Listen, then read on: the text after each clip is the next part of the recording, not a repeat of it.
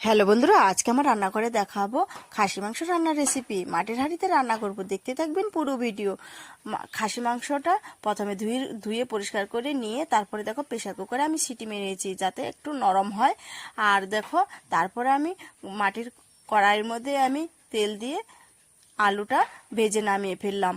তারপরে আরেকটু আমি তেল দিয়ে দিয়েছি গরম মশলা আর পেঁয়াজ বাটা আর আদা বাটা।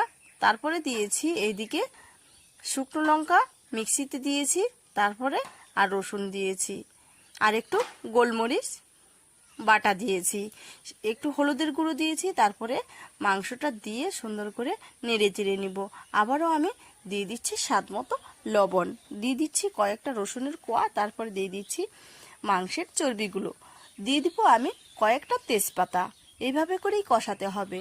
আর মাটির হাঁড়িতে রান্না কার কার খেতে ভালো লাগে অবশ্যই একটু কমেন্টে বলবেন।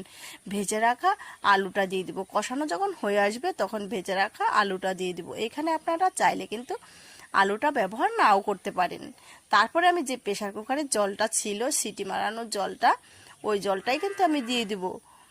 দিয়ে একটু ফুটিয়ে নেওয়ার পর আমি ঘি দিয়ে দিচ্ছি। এইখানে আপনারা আগেই ঘিটা ব্যবহার করতে পারেন, আর যারা ঘি না খায় তারা কিন্তু ঘি দেওয়ার কোনো প্রয়োজনই নেই। তারপরে নেড়ে চেড়ে গরম মশলা দিয়ে কিন্তু আমি নামিয়ে ফেলছি। কেমন হয়েছে অবশ্যই